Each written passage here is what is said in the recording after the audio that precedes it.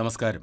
ഉദ്യോഗസ്ഥ ഭരണപരിഷ്കാര വകുപ്പിന്റെ 29/3/25 4/2025 നമ്പർ ഉത്തരവിലാണ് പുതിയ പരിഷ്കാരങ്ങൾ പ്രതിപാദിച്ചിരിക്കുന്നത്. എന്തൊക്കെയാണ് ആ പുതിയ പരിഷ്കാരങ്ങൾ എന്ന് നമുക്ക് നോക്കാം. വർക്കിംഗ് ക്ലാസിന്റെ ഒരു പുതിയ വീഡിയോയിലേക്ക് ഏവർക്കും ഹൃദ്യമായ സ്വാഗതം.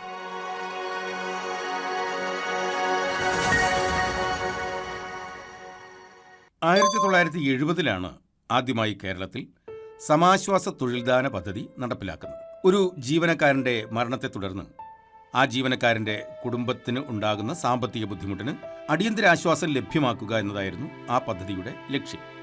അതായത് പെട്ടെന്നുള്ള ഒരു സാമ്പത്തിക ആശ്വാസം. ലക്ഷ്യം അതായിരുന്നുവെങ്കിലും ഇപ്പോൾ നമുക്കറിയാം എത്രയോ വർഷങ്ങൾ കാത്തിരുന്നാലാണ് ആശ്രിത നിയമനം ലഭിക്കുന്നത്. അങ്ങനെ കാലതാമസമുണ്ടാകാൻ ചില കാരണങ്ങളായി ചൂണ്ടിക്കാണിക്കപ്പെടുന്നത് എന്തൊക്കെയാണെന്ന് ആദ്യം പരിശോധിക്കാം. നമുക്കറിയാം ക്ലാസ് 3, ക്ലാസ് 4 തസ്തികകളിലേക്കാണ് ആശ്രിത നിയമനം നൽകാൻ കഴിയുന്നത്. ഈ ക്ലാസ് 3, ക്ലാസ് 4 തസ്തികകൾ എങ്ങനെയാണ് നമ്മൾ തിരിച്ചറിയുന്നത്?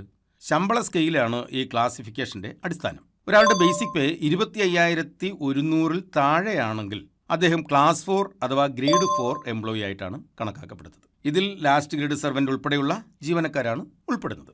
25,100-നും 39,300-നും ഇടയിൽ ആക്ച്വൽ ബേസിക് പേ ഉള്ളവരെയാണ് നമ്മൾ ക്ലാസ് 3 അഥവാ ഇപ്പോഴത്തെ ഗ്രേഡ് 3 ജീവനക്കാർ എന്ന് പറയുന്നത്. അപ്പോൾ മനസ്സിലാക്കുക, ഒരാൾക്ക് ഉയർന്ന വിദ്യാഭ്യാസ യോഗ്യതയുണ്ട് എന്നതുകൊണ്ട് ആ ക്വാളിഫിക്കേഷന് അനുസരിച്ചുള്ള നിയമനം ആശ്രിത നിയമനത്തിലൂടെ കിട്ടണമെന്ന് നിർബന്ധമില്ല.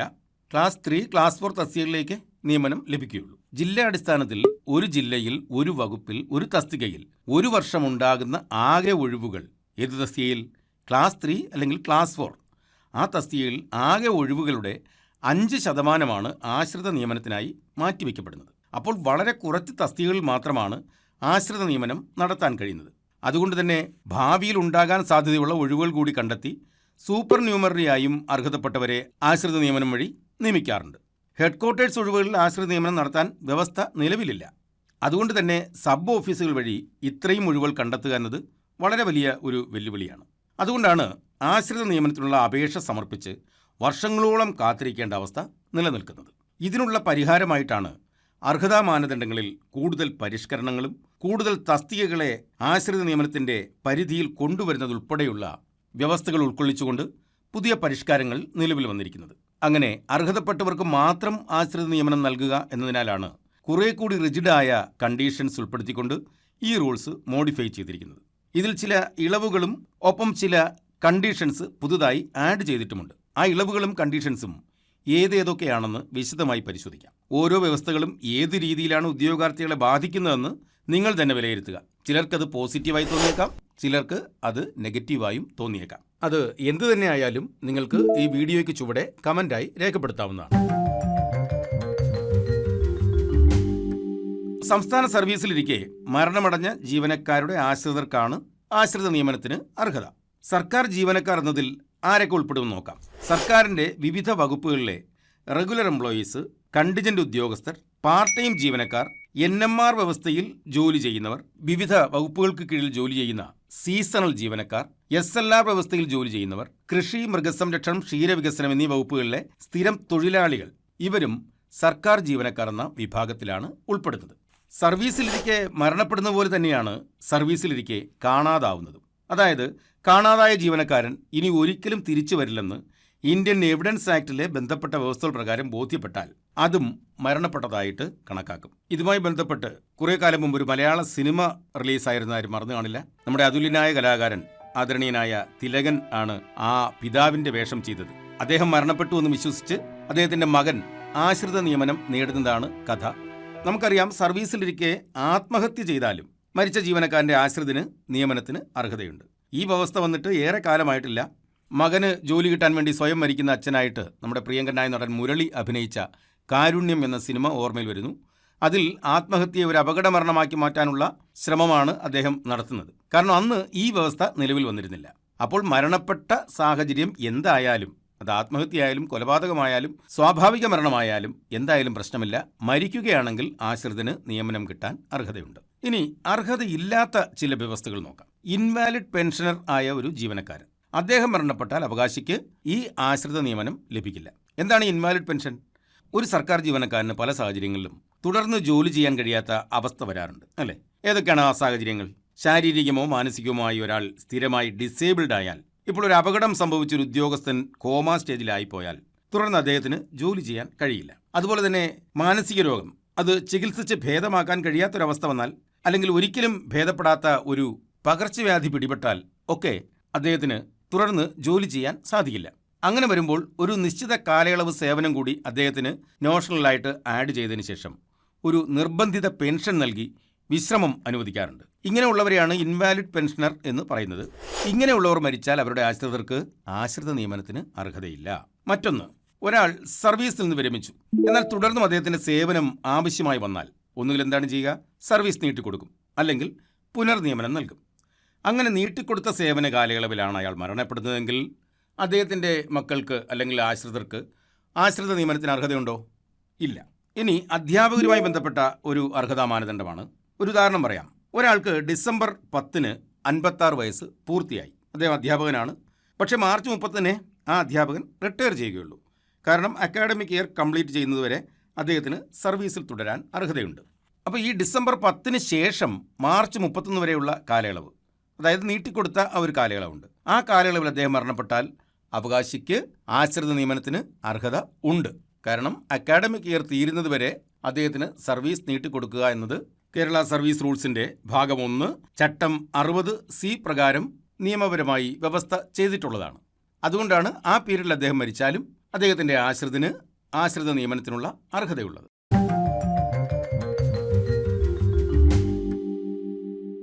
എയ്ഡഡ് സ്കൂളിലെ അല്ലെങ്കിൽ എയ്ഡഡ് കോളേജിലെ അല്ലെങ്കിൽ ഏത് എയ്ഡഡ് സ്ഥാപനമായിക്കോട്ടെ, ആ സ്ഥാപനങ്ങളിലെ ജീവനക്കാർക്ക് ആശ്രിത നിയമനത്തിന് അർഹതയില്ല. ഇത് എയ്ഡഡ് സ്ഥാപനത്തിലെ ജീവനക്കാരെ സംബന്ധിച്ചിടത്തോളം ഒരു വലിയ തിരിച്ചടിയായാണ് അവർ കാണുന്നത്. അപ്പോൾ പുതിയ നിയമത്തിൽ വന്നിരിക്കുന്ന ഒരു മാറ്റം അതാണ്. എയ്ഡഡ് സ്കൂളിലെ ജീവനക്കാരുടെ മക്കൾക്ക് ആശ്രിത നിയമനത്തിന് അർഹതയില്ല. ഇനി VRS എടുത്ത ജീവനക്കാർ, ഇപ്പോൾ സ്വമേധയാ വിരമിച്ച ജീവനക്കാരെയാണല്ലോ നമ്മൾ VRS എടുത്ത ജീവനക്കാരെന്ന് പറയുന്നത്. അവരുടെ മക്കൾക്ക് അല്ലെങ്കിൽ അവരുടെ ആശ്രിതർക്ക് ആശ്രിത നിയമനത്തിന് അർഹതയുണ്ടോ? ഇല്ല. ഇനി ഒരു ജീവനക്കാരൻ ശൂന്യവേതനാവധി അഥവാ LW എടുത്ത് വിദേശത്ത് പോയി, അല്ലെങ്കിൽ മറ്റൊരു ജോലിക്ക് വേണ്ടി LW എടുത്തു. ആ കാലയളവിലാണ് അദ്ദേഹം മരണപ്പെട്ടതെങ്കിൽ അദ്ദേഹത്തിന്റെ ആശ്രിതർക്ക് നിയമനം ലഭിക്കാൻ അർഹതയുണ്ടോ? ഉണ്ട്. LWയിൽ ഇരിക്കെ ജീവനക്കാരൻ മരണപ്പെട്ടാലും ആശ്രിത നിയമനത്തിന് അർഹതയുണ്ട്. അതുപോലെ സ്ഥിരം നിയമനത്തിന് മുന്നോടിയായിട്ടുള്ള ട്രെയിനിങ് പീരീഡിൽ മരിച്ചാലോ? അപ്പോൾ ട്രെയിനിങ് പീരീഡിൽ മരിച്ചാലും ആശ്രിത നിയമനത്തിന് അർഹതയുണ്ട്. ഇനി നമുക്ക് ആരൊക്കെയാണ് ഈ ആശ്രിതർ എന്ന കാറ്റഗറിയിൽ വരുന്നതെന്ന് നോക്കാം. അവർ ആശ്രിതമാകണമെങ്കിൽ അവർക്ക് എന്തൊക്കെ യോഗ്യതകളാണ് മാനദണ്ഡമായി വരുന്നതെന്നും നോക്കാം. ഒന്നാമത്തെ നമുക്കറിയാം, മരണപ്പെട്ട ജീവനക്കാരൻ്റെ ഒരാശ്രിതനെ ആശ്രിത നിയമനത്തിന് അർഹതയുള്ളൂ. അത് മകനാകാം, മകളാകാം, പങ്കാളിയാകാം, ഈ നിയമത്തിൽ പറയുന്ന ആരുമാകാം. അത് വിശദമായി തുടർന്ന് പറയുന്നുണ്ട്. അടുത്ത വ്യവസ്ഥ നമുക്ക് അറിയാം, വളരെ ഏറെ വിവാദമായ ഒരു വ്യവസ്ഥയാണ്. അതായത് ജീവനക്കാരൻ മരണമടയുന്ന സമയത്ത് ആശ്രിതൻ മകനോ മകളോ ഒക്കെ ആയിരിക്കുമല്ലോ, അവർക്ക് 13 വയസ്സ് തികഞ്ഞിട്ടില്ല എന്നുണ്ടെങ്കിൽ അവർക്ക് ആശ്രിത നിയമനത്തിന് വേണ്ടി അപേക്ഷ സമർപ്പിക്കാൻ കഴിയില്ല. ഉദാഹരണമായിട്ട് ഒരു ജീവനക്കാരൻ മരണപ്പെട്ടു, അദ്ദേഹത്തിൻ്റെ ഭാര്യയ്ക്ക് സർക്കാർ ജോലിയുണ്ട്, അവരുടെ മകൻ അല്ലെങ്കിൽ മകൾക്ക് 12 വയസ്സേ ഉള്ളുവെങ്കിൽ അവിടെ ആർക്കും ആശ്രിത നിയമനത്തിന് അർഹതയില്ല. അതായത് 5 വർഷത്തിനിടയിൽ, ഈ മരണപ്പെട്ടതിന് ശേഷം 5 വർഷത്തിനിടയിൽ ആശ്രിതന് അല്ലെങ്കിൽ ആശ്രിതയ്ക്ക് 18 വയസ്സ് തികയുമെങ്കിൽ മാത്രമേ ആശ്രിത നിയമനം കിട്ടുകയുള്ളൂ. മുൻപ് ഇങ്ങനെ ഒരു വ്യവസ്ഥ ഉണ്ടായിരുന്നില്ല. ആശ്രിതൻ ഒരു കുഞ്ഞു കുട്ടിയാണെങ്കിൽ പോലും 18 വയസ്സ് തികയുമ്പോൾ ആശ്രിത നിയമനത്തിന് അപേക്ഷിക്കാൻ കഴിയുമായിരുന്നു. അടുത്തത്, ഈ അപേക്ഷകൻ 18 വയസ്സിന് മുകളിലുള്ള ആളാണെങ്കിൽ ജീവനക്കാരൻ മരണമടഞ്ഞ തീയതി മുതൽ 3 വർഷത്തിനകം തന്നെ ആശ്രിത നിയമനത്തിനുള്ള അപേക്ഷ സമർപ്പിച്ചിരിക്കണം. ഇപ്പോൾ 2025 ഒരാൾ മരണപ്പെട്ടതെന്നുണ്ടെങ്കിൽ അദ്ദേഹത്തിൻ്റെ ആശ്രിതന് 18 വയസ്സ് കഴിഞ്ഞിട്ടുമുണ്ടെങ്കിൽ 2028 ശേഷം അപേക്ഷിക്കാൻ സാധിക്കില്ല.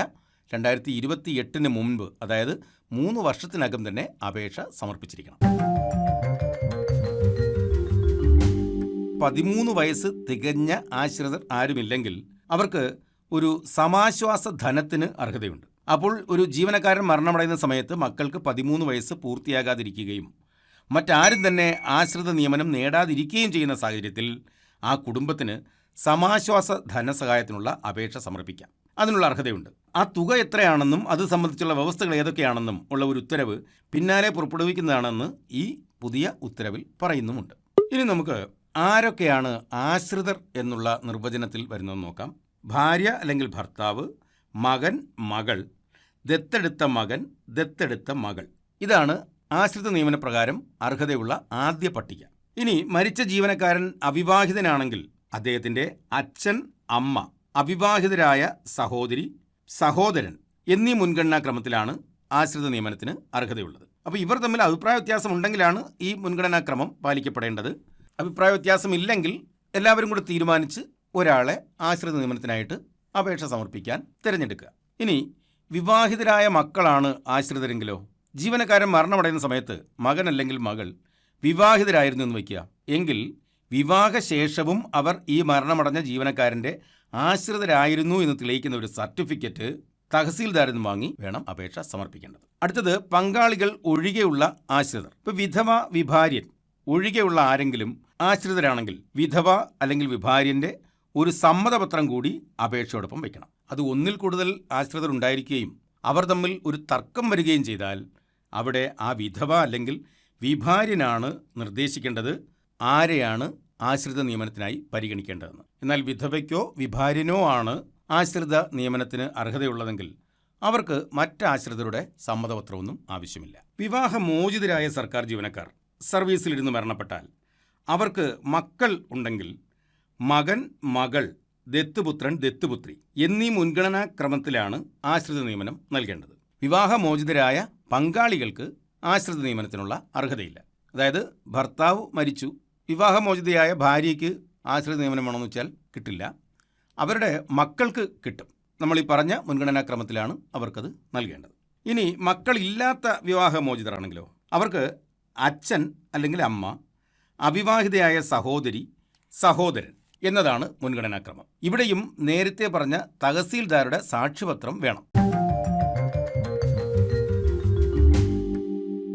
ഈ ഉത്തരവിൽ പറയുന്നു, കേന്ദ്ര അല്ലെങ്കിൽ സംസ്ഥാന സർക്കാർ വകുപ്പുകളിലോ സ്ഥാപനങ്ങളിലോ പൊതുമേഖലാ സ്ഥാപനങ്ങളിലോ സഹകരണ ബാങ്കുകൾ ഉൾപ്പെടെയുള്ള ബാങ്കുകളിലോ റെഗുലർ ജീവനക്കാരായി ജോലിയിൽ പ്രവേശിച്ചിട്ടുള്ളവർക്ക് ആശ്രിത നിയമനത്തിന് അർഹതയില്ല. നിയമപരമായി വേർപിരിഞ്ഞവർ, അവരിൽ ആദ്യ ഭാര്യയെ അല്ലെങ്കിൽ ഭർത്താവിനെ പിരിഞ്ഞ് വേറൊരാളെ വിവാഹം ചെയ്യുന്നുവെന്ന് വയ്ക്കുക. അങ്ങനെ വരുമ്പോൾ ആദ്യ ഭാര്യ അല്ലെങ്കിൽ ആദ്യ ഭർത്താവിൽ ജനിച്ച കുട്ടികൾക്ക് ആശ്രിത നിയമനത്തിന് അർഹതയുണ്ട്. ഭാര്യ അല്ലെങ്കിൽ ഭർത്താവ് പുനർവിവാഹം കഴിച്ചതുമില്ല, പക്ഷേ അദ്ദേഹം സർവീസിലിരിക്കെ മരണമടഞ്ഞു. അവർക്ക് ഒന്നിലധികം മക്കളുണ്ട്. അവർക്ക് നമ്മൾ നേരത്തെ പറഞ്ഞ മുൻഗണനാക്രമത്തിലാണ് അർഹത വരുന്നത്. ഇനി അവർ തമ്മിൽ തർക്കം വന്നാൽ അവരുടെ അർഹത പരിശോധിക്കാൻ ജില്ലാ കളക്ടർമാർക്കാണ് അധികാരം. ജില്ലാ കളക്ടർമാർ നൽകുന്ന റിപ്പോർട്ടിൻ്റെ അടിസ്ഥാനത്തിൽ ഉചിതമായ തീരുമാനം കൈക്കൊള്ളാൻ അതാത് വകുപ്പുകൾക്ക് കഴിയും. അടുത്തൊരു സാഹചര്യം, ആദ്യ ഭാര്യ അല്ലെങ്കിൽ ഭർത്താവിനെ നിയമപരമായി ഡിവോഴ്സ് ചെയ്ത ശേഷം നിയമപരമായി മറ്റൊരു വിവാഹം കഴിച്ചു, ഒരു പുനർവിവാഹം കഴിച്ചു.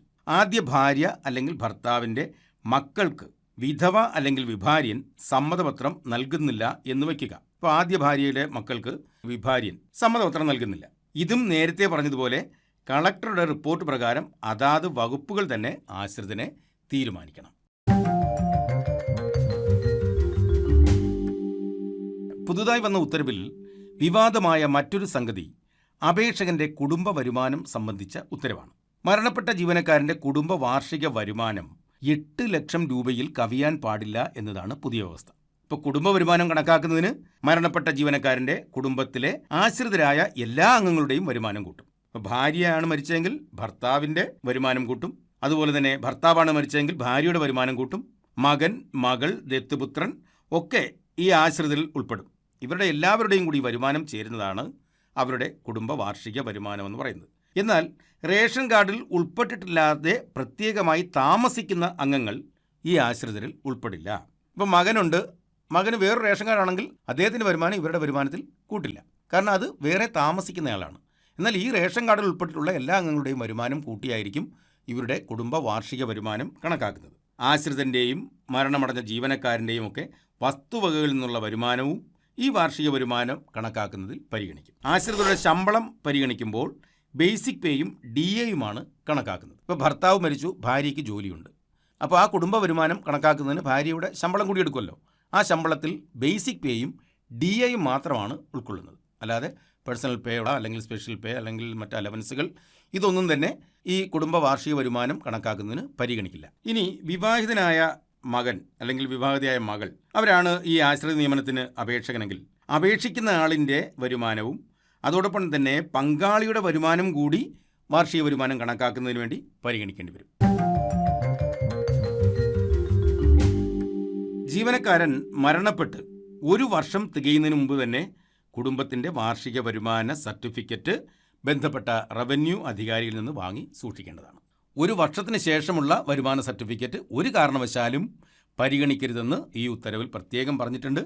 അതുകൊണ്ട് തന്നെ ഈ 1 വർഷത്തിനകം തന്നെ വരുമാനമുള്ള അംഗങ്ങൾ അതിനകത്തുണ്ടെങ്കിൽ അവർ മാറി താമസിക്കുകയോ റേഷൻ കാർഡിൽ നിന്ന് പേര് നീക്കം ചെയ്യുകയൊക്കെ ചെയ്യേണ്ടതാണ്. അതിന് 1 വർഷത്തെ കാലാവധിയാണ് ഉള്ളത്.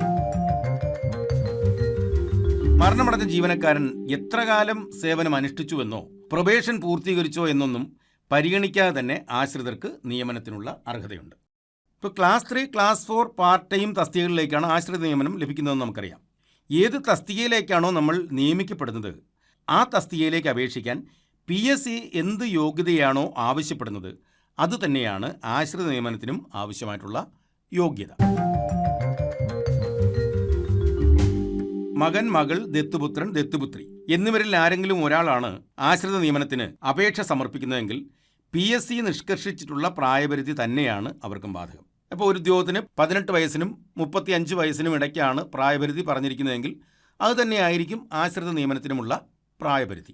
എന്നാൽ ഈ ആശ്രിതൻ എന്ന് പറയുന്നത് അല്ലെങ്കിൽ ആശ്രിത എന്ന് പറയുന്നത് വിധവയോ വിഭാര്യനോ അല്ലെങ്കിൽ അവിവാഹിതരായിരിക്കെ മരണപ്പെട്ട എംപ്ലോയീസിൻ്റെ അച്ഛനോ അമ്മയോ ആണ് ആശ്രിതരെങ്കിൽ അവർക്ക് ഉയർന്ന പ്രായപരിധി ഇല്ല.